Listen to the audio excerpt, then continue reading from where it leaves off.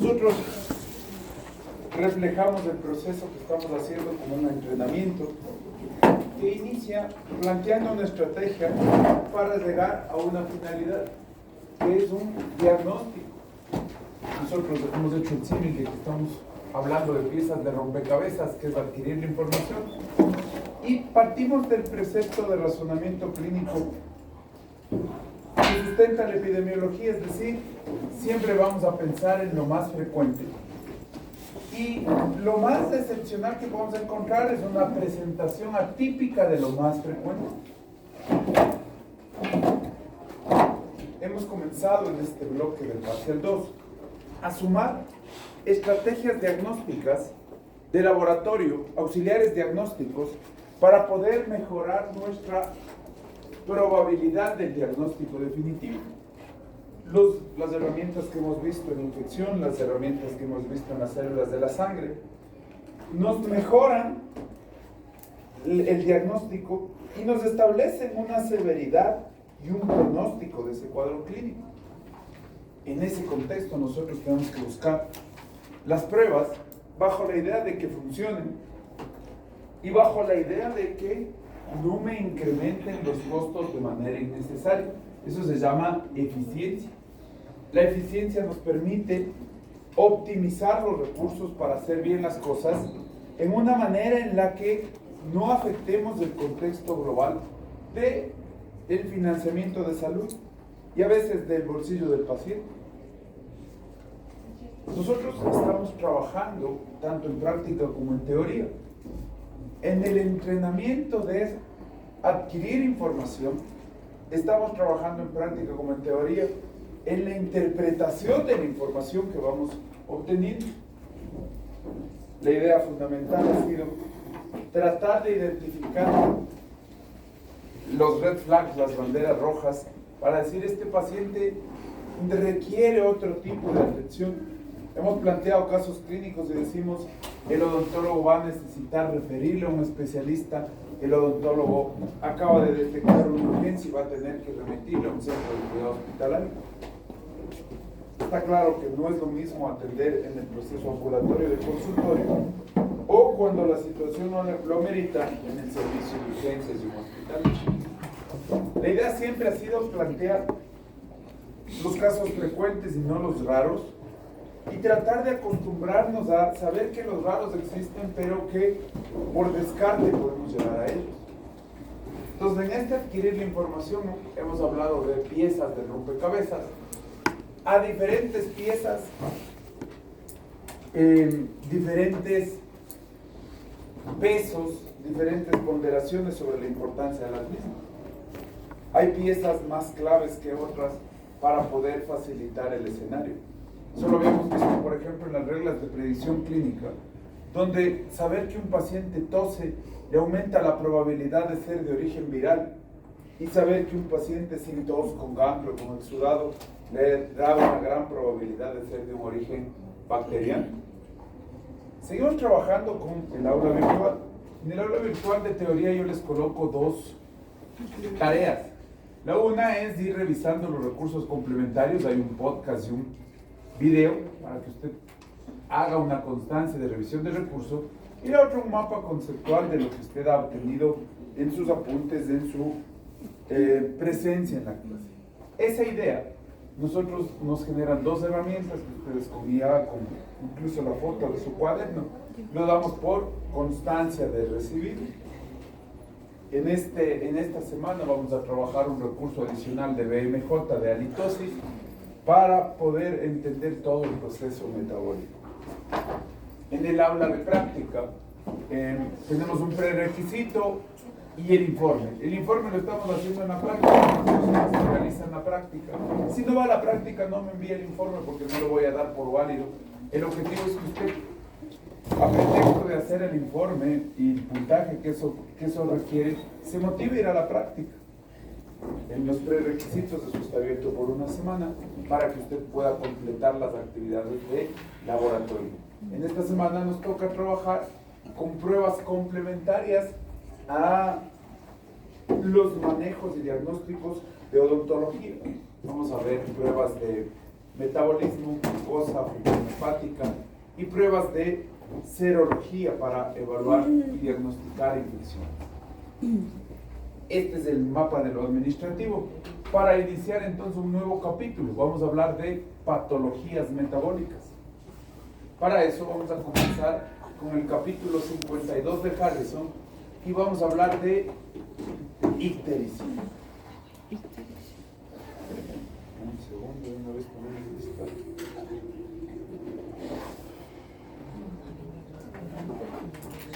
Preguntas, por favor, mientras dentro del portal. Les he calificado la tarea. Varios solo tenían que reenviar la tarea que tuvieron de la otra vez. Ya están calificados sobre 2 puntos sus tareas. Por favor, si alguien necesita hacer una revisión de su calificación, me avisa.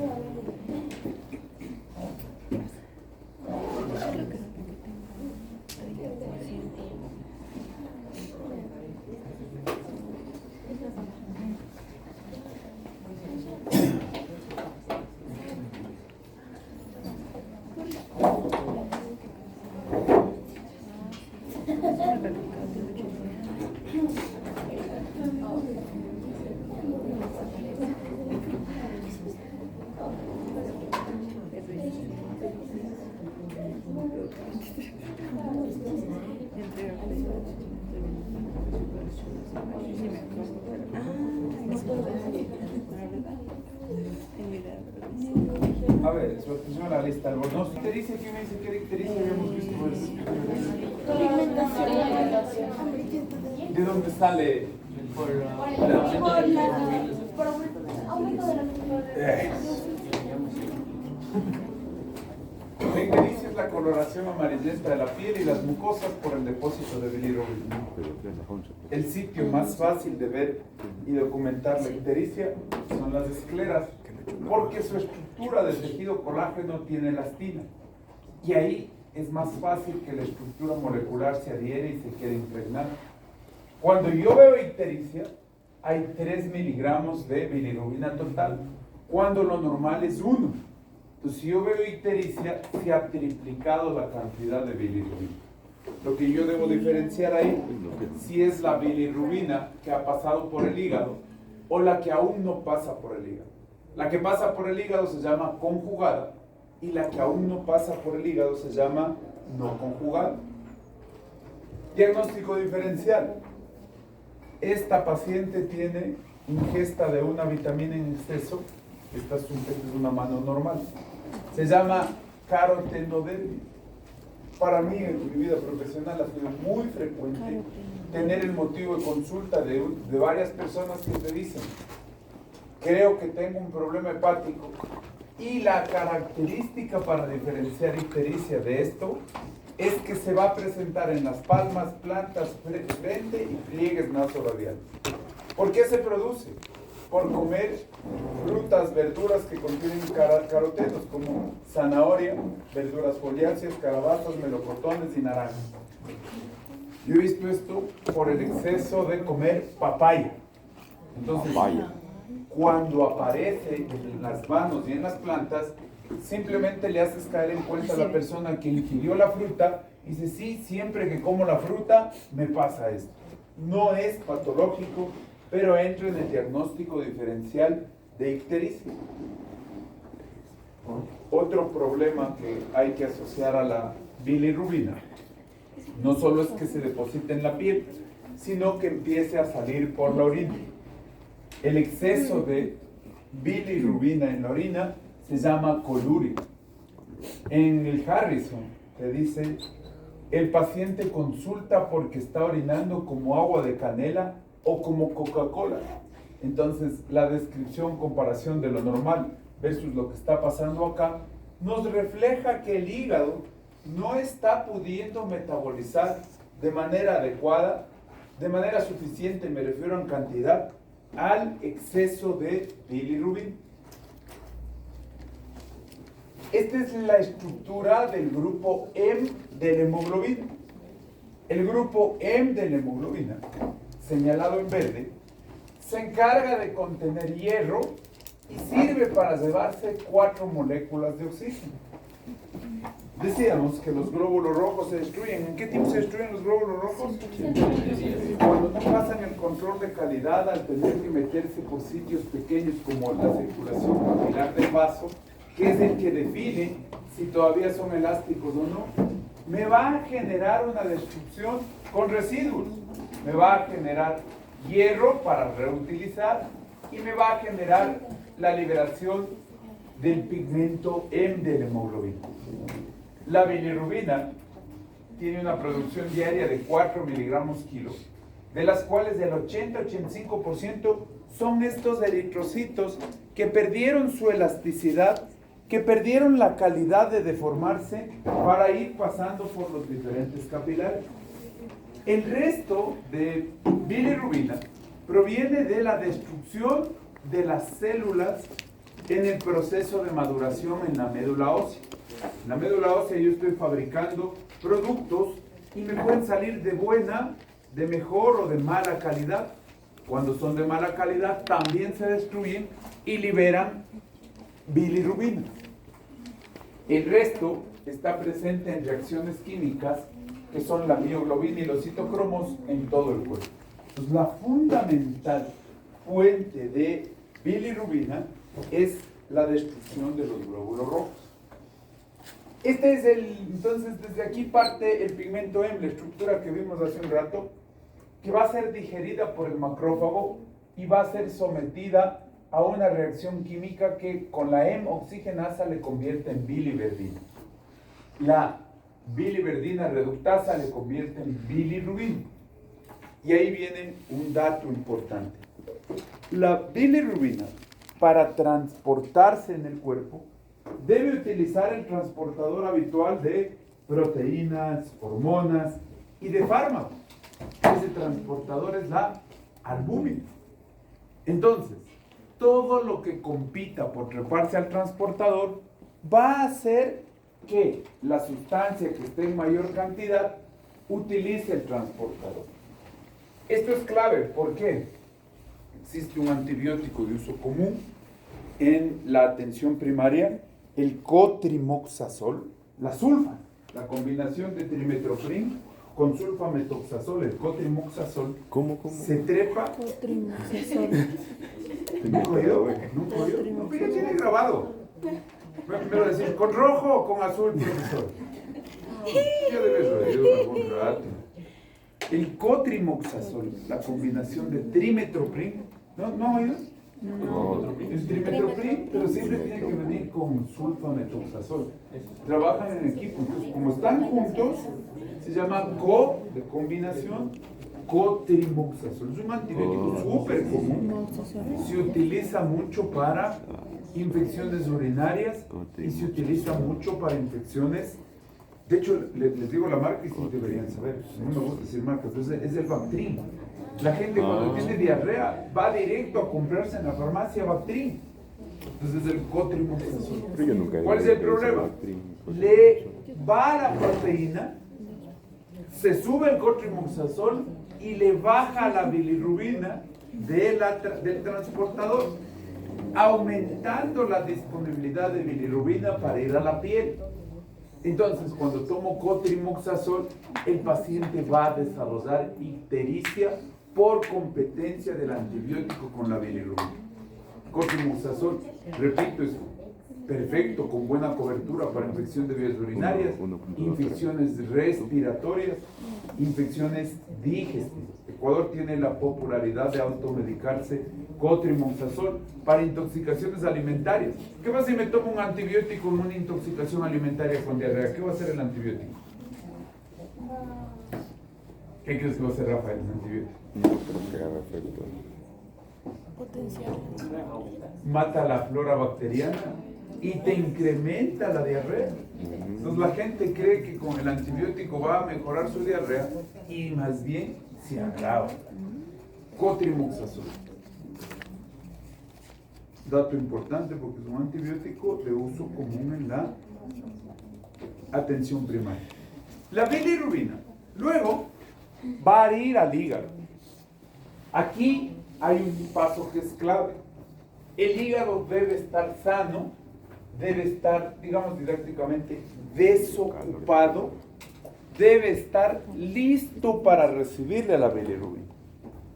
La bilirrubina, para dejar de ser tóxica e impregnarse en la piel, debe sufrir una reacción hepática, enzimática, que se llama de conjugación.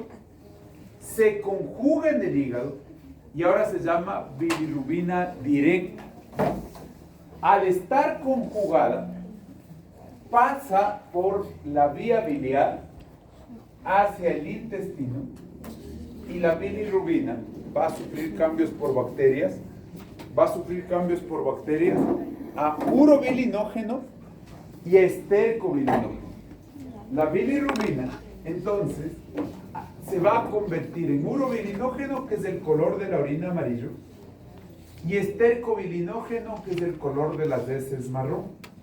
Entonces, la bilirrubina, producto de desecho, es la materia prima para darle el color normal a los emuntorios, a la basura que elimina el cuerpo, orina y deposición. Esto es muy importante. Todas las enfermedades hepáticas, al comprometer al hígado, por ejemplo, lo que les pasó el miércoles, lo que me contaron algunos de ustedes, se tomaron más licor que el hígado tenía la capacidad de metabolizar. Entonces, ¿qué hacía el hígado? Ya no le para bola a la bilirrubina y la bilirrubina puede irse hacia la piel.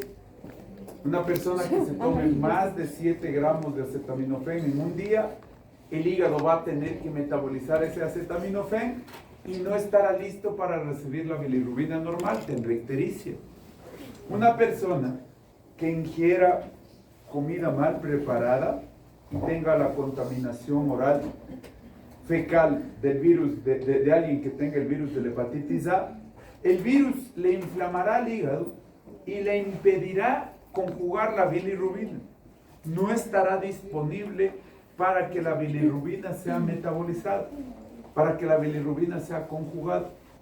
Por eso, tanto el alcohol como los fármacos o los virus se van a presentar con ictericia por la falta de tiempo, de trabajo, de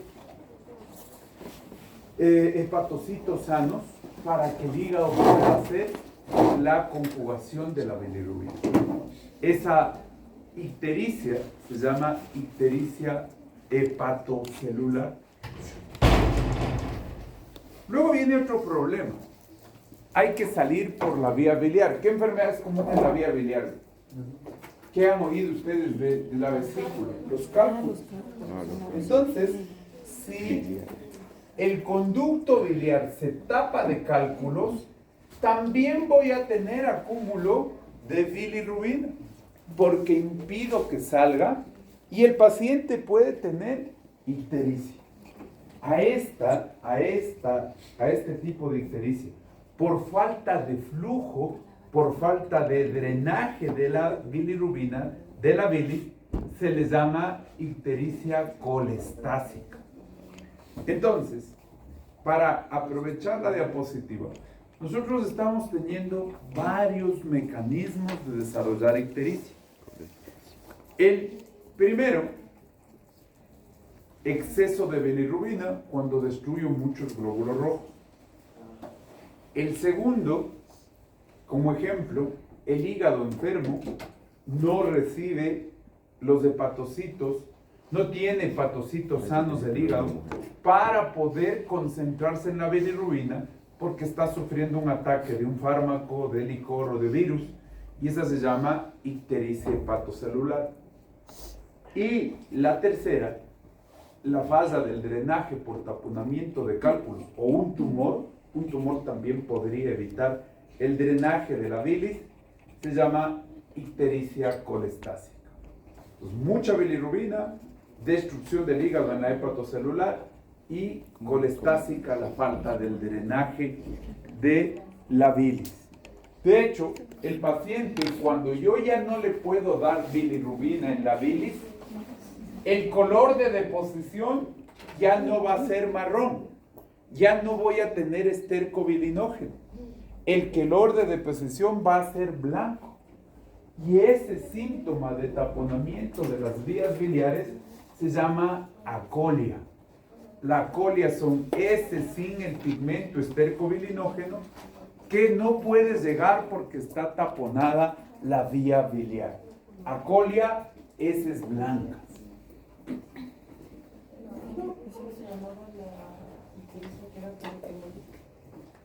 Es mayor disponibilidad de bilirrubina. No tenía un nombre. No. Bilirrubina. ¿Qué es lo que yo puedo hacer cuando el paciente me dice, oiga, estoy orinando rojo, estoy orinando más amarillo, está muy concentrada, mi orina huele feo?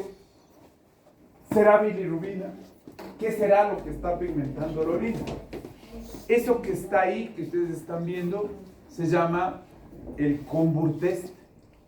El Combur test es una tirilla que yo coloco en la orina y de acuerdo a los pigmentos que va encontrando, va a marcar un color esa tirilla y yo comparo al patrón de colores del fabricante. Y entonces, aquí, en este penúltimo, me va a dar el resultado de no hay bilirrubina en este color, o si detecta pigmentos de bilirrubina en exceso, 1, 2 o 3 cruces. Sirve para detectar leucocitos, nitritos, que es un producto bacteriano. Aquí está el urobilinógeno, proteínas, pH, sangre, la densidad, la concentración de la orina, cetonas, bilirrubina y glucosa.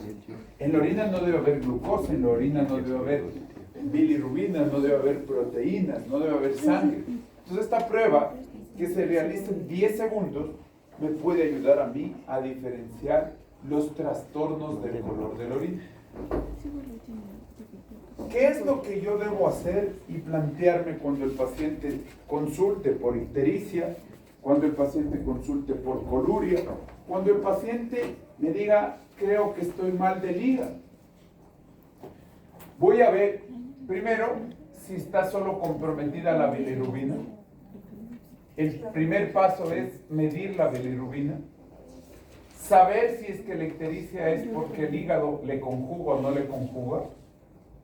Buscar pruebas hepáticas asociadas para determinar si hay daño o no. Si es que hay daño, si es el hígado el que está enfermo, la ictericia hepatocelular como un virus, o la ictericia colestásica por taponamiento del flujo de la bilis. Y la colestasis puede ser el taponamiento del flujo dentro del hígado o fuera del hígado. Ese es el proceso que yo debo hacer para diagnosticar dónde está el problema del ciclo de la bilirrubina. Primero, entonces, saber si el problema solo es de bilirrubina. Segundo, ¿de qué tipo? ¿Es bilirrubina que ha pasado por el hígado o bilirrubina que no ha pasado por el hígado? Tercero, a más de la bilirrubina, ¿el hígado está teniendo problemas? ¿Qué pruebas solicito para saber si el hígado está teniendo problemas? Esto es lo que vamos a ver en la práctica esta semana. Me voy a adelantar para comentarles las pruebas que nos vamos a solicitar para ver si el hígado está teniendo problemas o no. Entonces, si el problema es la bilirrubina, yo tengo que pedir pruebas de destrucción hepática. La prueba de destrucción hepática se llama ALT. Algunos libros les mencionan como transaminasas. Hay dos, la AST y la ALT. La de mejor sensibilidad para detectar la destrucción hepática es la ALT.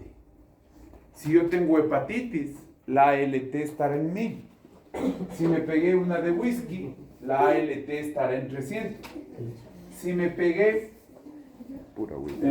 un medicamento en dosis exageradas, acetaminofén 7 gramos, la ALT estará en 500. Luego el hígado, siendo un órgano benigno, siendo un órgano con capacidad de autorregeneración, en 72 horas empieza a normalizar el nivel de ALT. La siguiente prueba que hay que pedir para ver si hay colestasis, si el flujo de la bilis está más lento, se llama fosfatasa alcalina. Entonces, este es para destrucción y este es para ver el flujo de la bilis. Si la fosfatasa alcalina está incrementada, quiere decir que el hígado no está sacando, no está vaciando su contenido, su cantidad de bilis que debe fluir normalmente por el cuerpo. Entonces, la primera es la prueba de destrucción, la segunda es la prueba de flujo hepático hacia adelante de la bilis, y hay dos pruebas adicionales. El TP, ¿qué era el TP? Tiempo de... ¿Para qué servía? Para ver el tiempo de... ¿Cómo?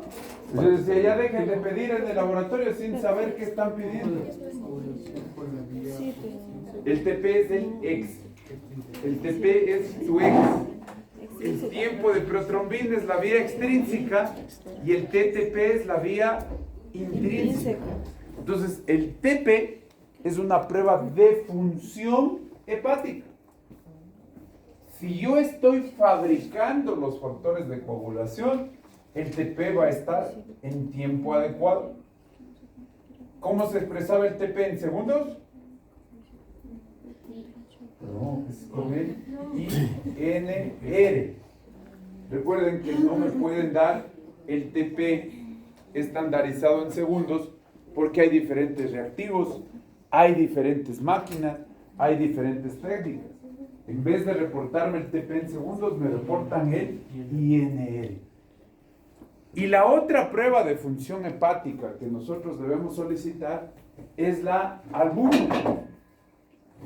La albúmina sirve para determinar la capacidad del hígado para sintetizar proteínas. La albúmina es la expresión de todo lo que yo ingiero, es la expresión de mi estado nutricional, convirtiendo los alimentos en cemento para construir la estructura corporal. Entonces, cuando yo quiero evaluar si solo es un problema de la bilirrubina, yo tengo que descartar problema de destrucción hepática, la prueba ALT, para saber si es que el problema de la ictericia es hepatocelular, ALT elevada.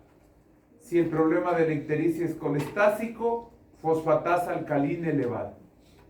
Las pruebas de función hepática son el TP y el INR, y para tiempos de coagulación, factores de coagulación, y albúmina para síntesis de proteínas. Preguntas hay. De esto es la práctica. Eso vamos a verlo en práctica. Pruebas de destrucción, pruebas de colestasis y pruebas de función hepática para poderlas interpretar.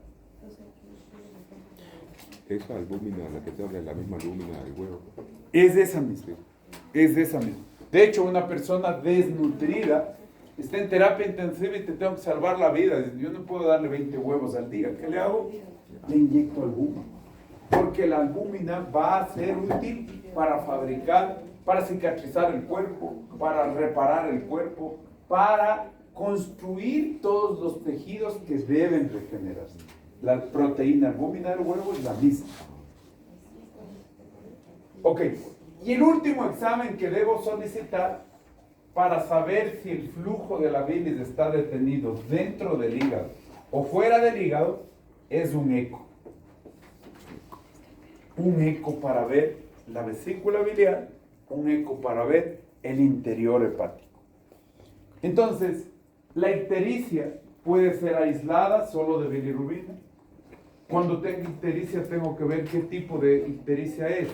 Si es bilirrubina conjugada o bilirrubina no conjugada. Y luego, si el hígado puede estar afectado, pruebas de destrucción hepática, pruebas de colestasis, pruebas de función hepática, y para terminar, si es que es colestasis, determinar dónde está la obstrucción, dentro o fuera del hígado. La hiperbilirrubinemia, tal vez esto es lo que me estás preguntando para hacer tu esquema de entender.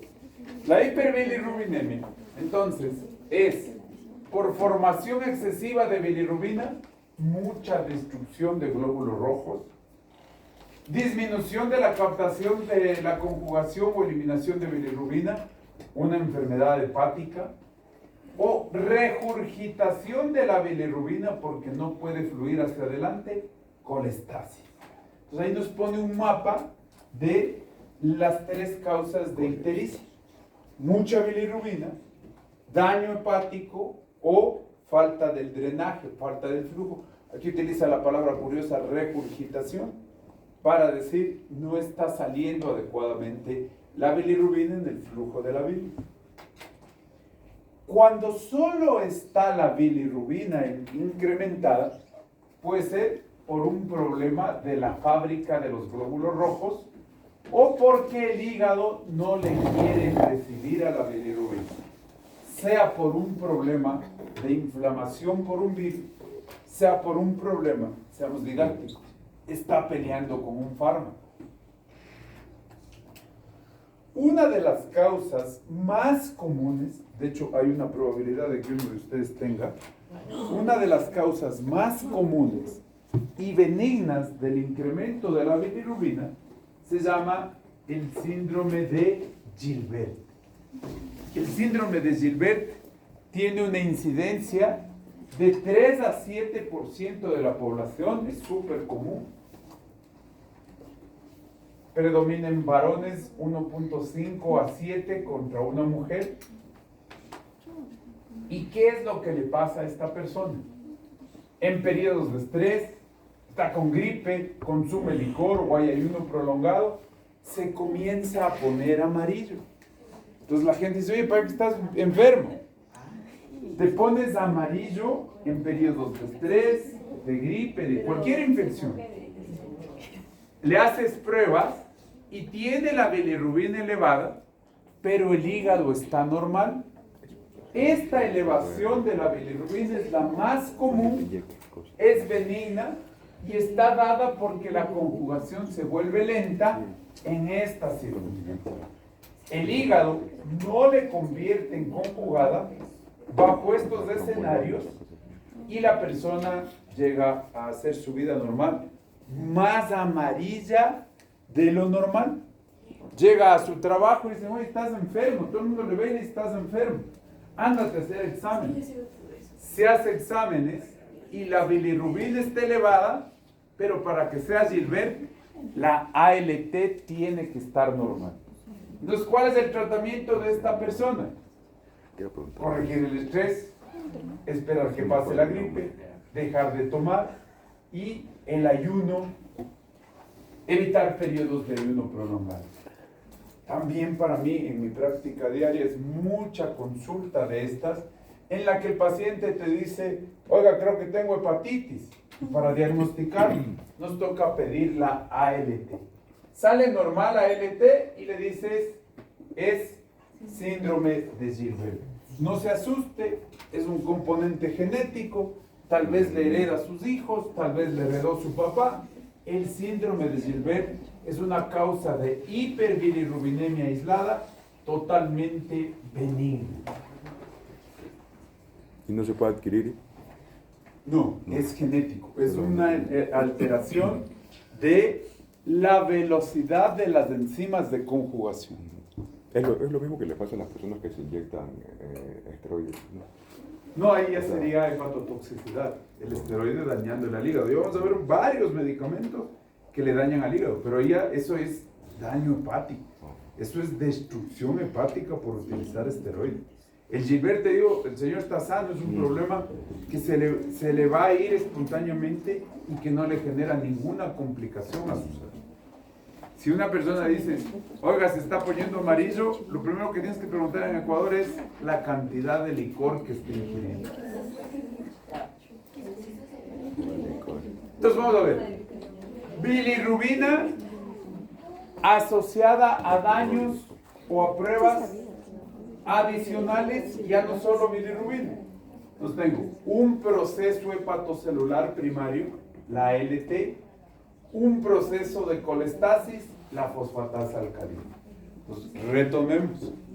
La principal causa de Ictericia es el exceso de bilirrubina.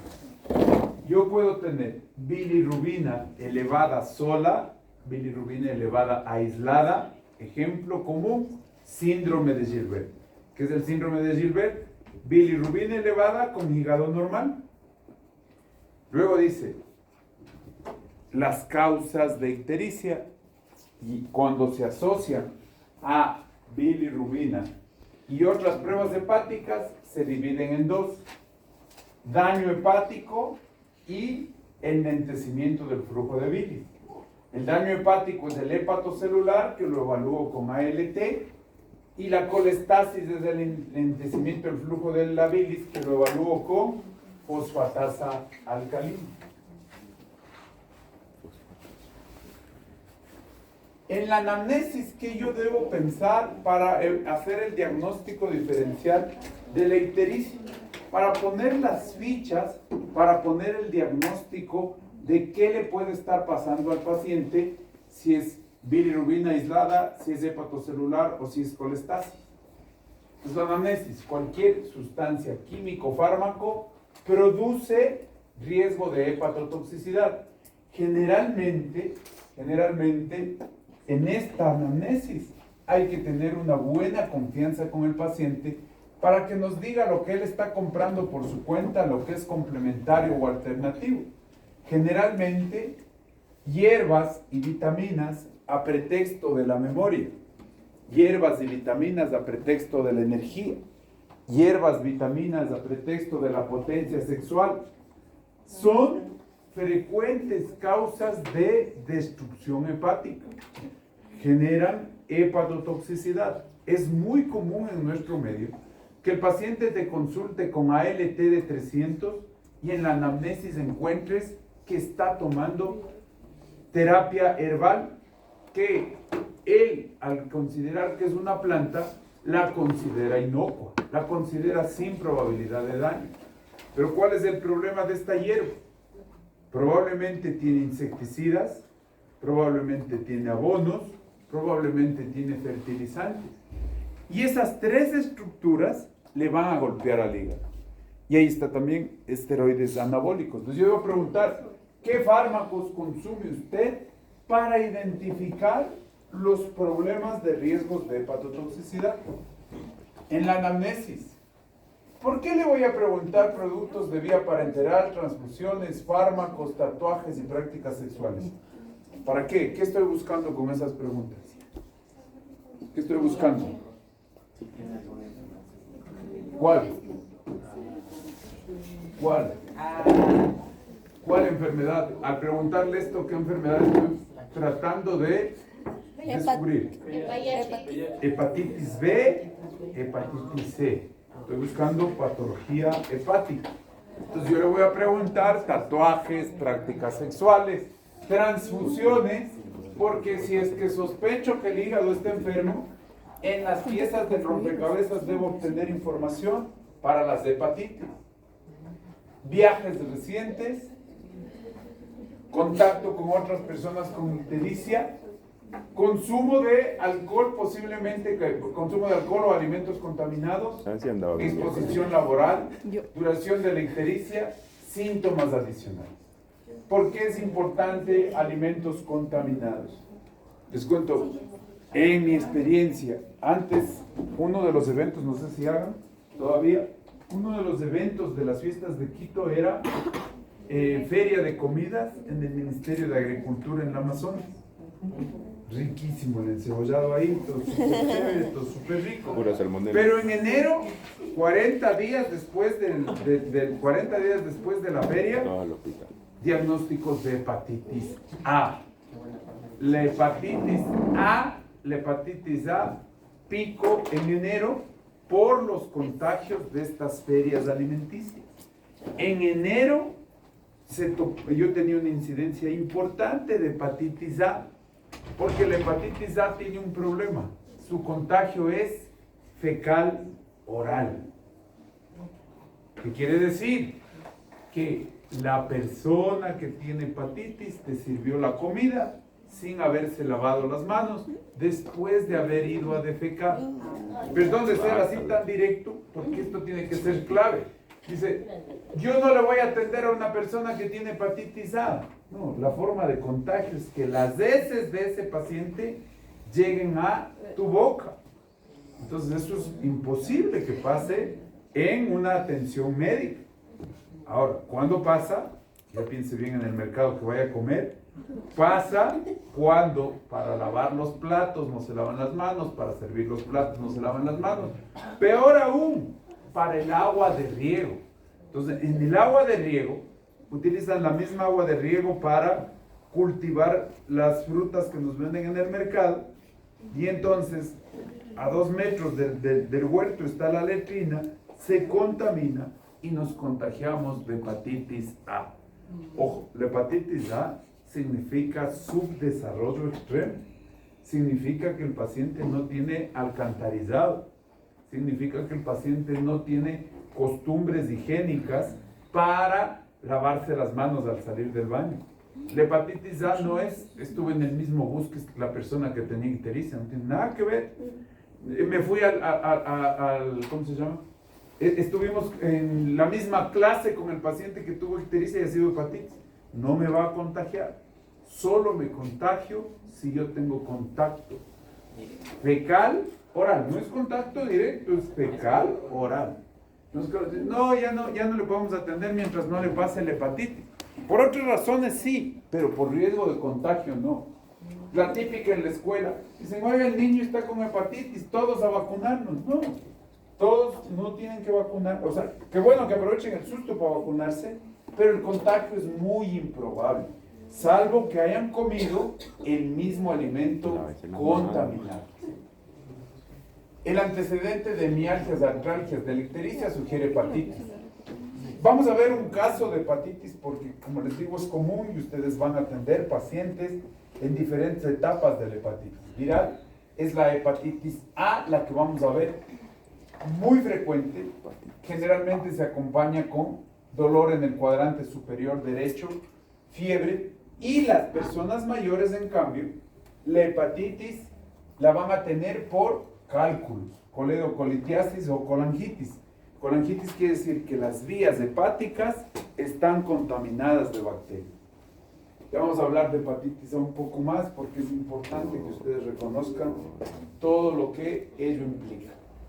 Al examen físico, buscar atrofia muscular, que es parte de cáncer o cirrosis, es decir, un mal estado nutricional. Piezas de rompecabezas. Estos son los estigmas de una persona que consume licor crónicamente. Ictericia, pérdida de masa muscular, el líquido en el abdomen por hipertensión, por exceso de presión del sistema porta, se riega, se llama hipertensión portal y el síntoma es ascitis. Y como no pueden drenar las venas hacia el hígado, empiezan a aparecer, se llama cabeza de medusa, el flujo colateral de las venas.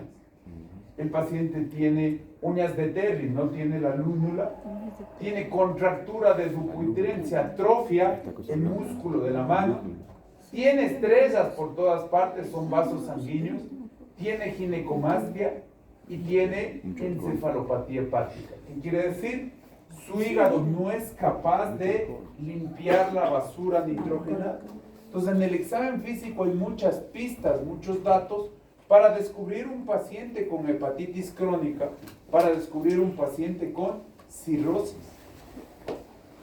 En el examen físico, para ver el proceso asociado a las causas de enfermedad hepática, está el ganglio de Virchow, que es una metástasis de cáncer digestivo en la fosa supraclavicular, ya lo habíamos visto.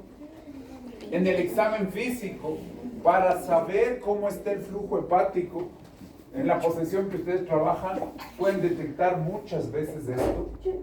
La yugular es la vena que tiene que drenar en las cámaras derechas.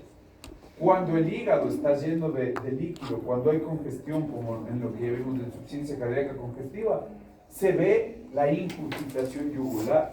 Entonces yo digo, le veo la yugular, a este paciente? Tengo que pensar en una hipertensión, un exceso de presión de las cámaras derechas. En el examen físico, la maniobra clave para diagnosticar inflamación de la vesícula se llama el signo de Murphy. Le hago respirar, asciende el diafragma y cuando baje y le duele cuando la mano esté introducida aquí, se llama Murphy positivo. En las pruebas de laboratorio, bilirrubina total y directa, medición de las aminotransferasas, fosfatasa alcalina, albúmina y tiempo de protrombina. Aquí están las pruebas que nosotros ya vimos acá: destrucción hepática, colestasis, función hepática. La ALT y la AST son útiles para distinguir si el problema es hepático, y la fosfatasa alcalina es útil para descubrir si el problema es colestásico. Repito, ¿qué es colestasis? La falta de drenaje de la bilis.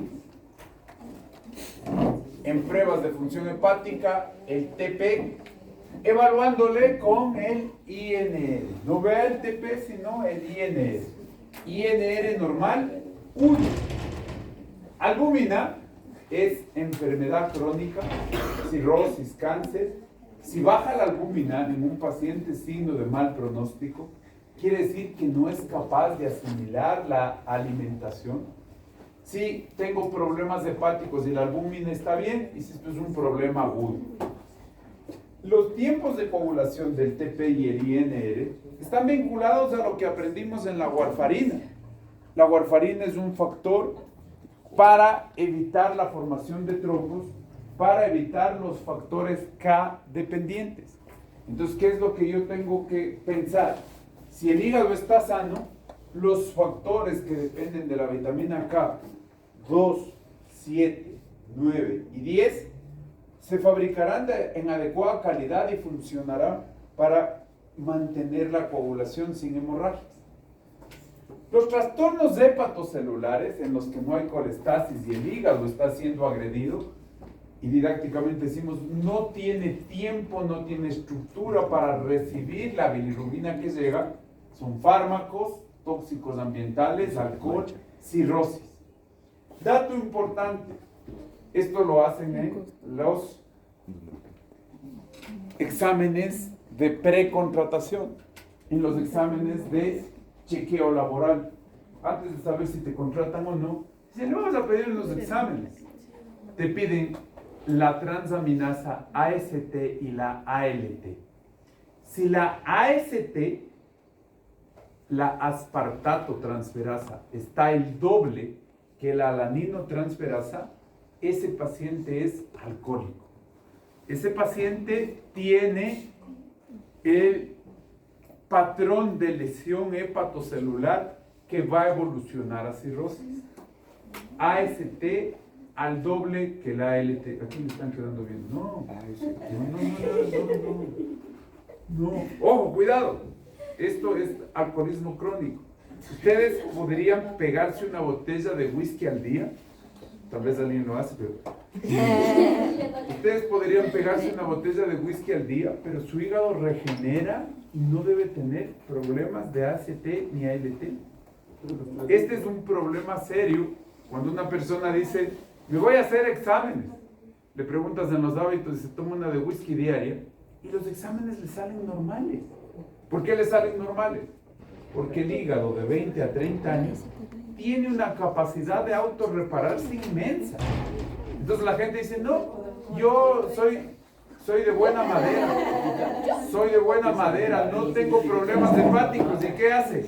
Como los exámenes salen normales, sigue en ese mismo estilo de vida. ¿Cuándo aparecen los problemas? 40 para arriba. A partir de los 40 aparecen las consecuencias. Si usted se hace exámenes ahora, todo le va a salir perfecto, pese a que le maltrate a su cuerpo. La otra prueba que vamos a ver en la práctica es el IgM, la inmunoglobulina de detección de exposición reciente para hepatitis A. La inmunoglobulina M sirve para diagnosticar la presencia de hepatitis A. El antígeno de superficie se llama antígeno Australia, sirve para diagnosticar hepatitis B.